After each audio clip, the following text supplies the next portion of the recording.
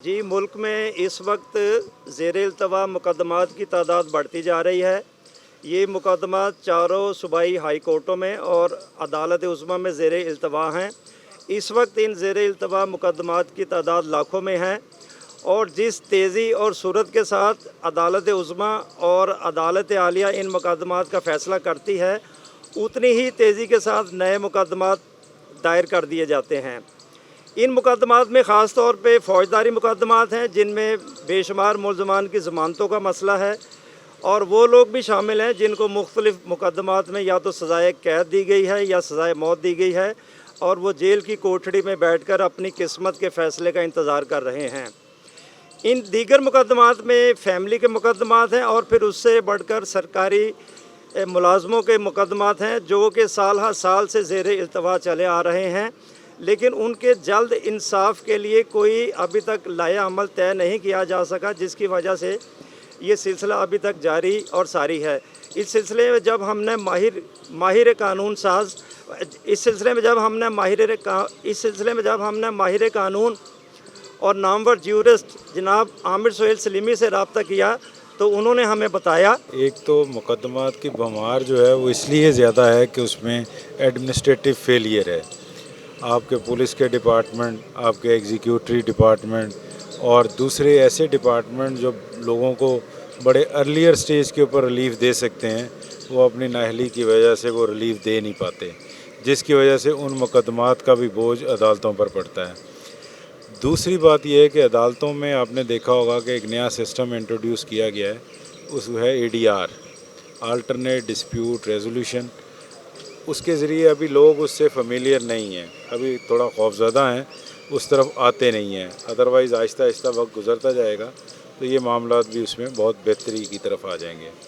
बाकी रहेगी डिस्पोज़ल की बात। देखें, केसेस को डिस्पोज़ल नहीं करना अदालतों ने, केसेस को डिसाइड करना है मौजूदा कवानीन और मौजूदा मामलात को देखते हुए। अगर डिस्पोज़ल करना है तो डिस्पोज़ल के लिए तो पुलिस ही काफ़ी है। अदालत में जब कोई केस आता है तो दोनों पार्टीज़ के राइट्स को एडजुडिकेट किया जाता है और उन राइट्स के हवाले से एडजुडिकेशन के बाद जिसका जो हक बनता है वो उसके हवाले किया जाता है। क्रिमिनल लॉ में हमारी जो डिले है उसकी भी बेसिक वजह ये है चालान का बर वक्त दाखिल ना करना। कानून में है कि 15 दिनों में आप इंटरम चालान दाखिल करेंगे, वह कोई भी सूरत हाल हो, लेकिन हमारी पुलिस जो है आज तक इस मामले में टोटल फेलियर का शिकार है। जदीद दौर है, हालात बदल गए, लॉस बदल गए, वाक़यात बदल गए। अब साइबर क्राइम्स के हवाले से आप पुलिस डिपार्टमेंट में या IT के हवाले से किसी भी जगह पे आप जाएं, कंप्लेंट करें तो उनके पास कोई बंदा ही नहीं होता जो उस चीज़ को अंडरस्टैंड कर सके और इन्वेस्टिगेशन के लिए वो जिसको देते हैं वो पुराना स्टाइल, पुराना तरीक़ाकार, पुराने ही मामलात, वो उसको उसी अंदाज में लेता है। हमारे पास वाइट कॉलर क्राइम के लिए इवन नैब के पास टीम नहीं है। अभी देखें, नैब इस पे सोच रहा है कि वाइट कॉलर क्राइम के लिए हमें कोई टीम चाहिए जिसमें IT के लोग हों, जिसमें वकला हों, जिसमें टैक्स मैटर के लोग हों, जो टैक्स के मामलात को समझें, जो कॉरपोरेट के मामलात को समझें, जो वाइट कॉलर क्राइम को अंडरस्टैंड कर सकें और मुलज़िम को पकड़ सकें।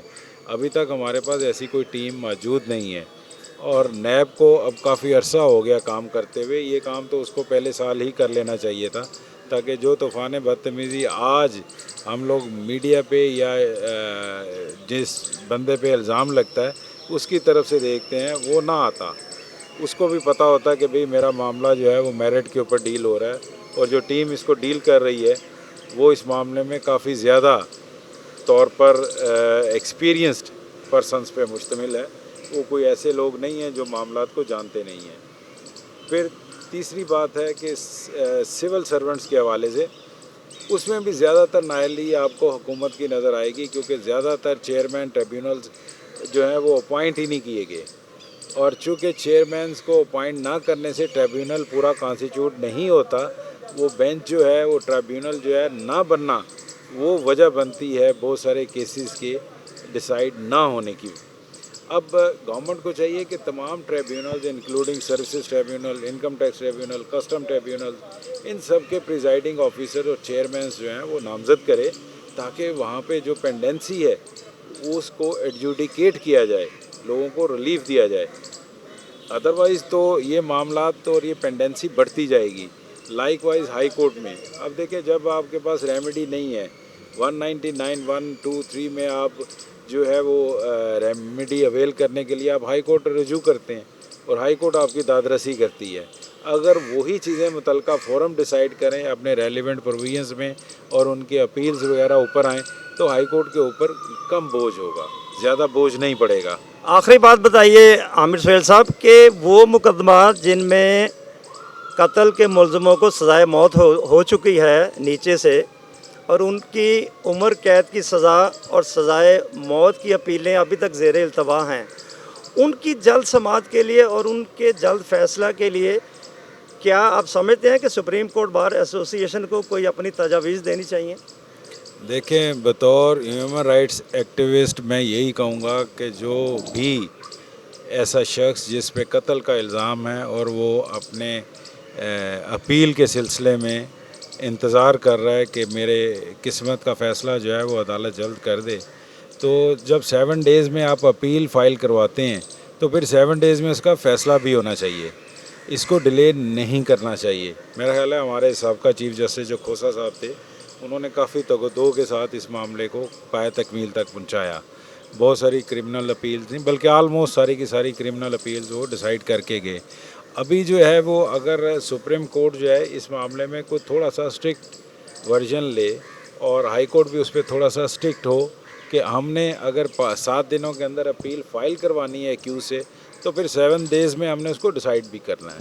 बहुत शुक्रिया। ये थे जनाब आमिर सुहेल साहब, मुल्क के नामवर कानूनदान और ज्यूरिस्ट।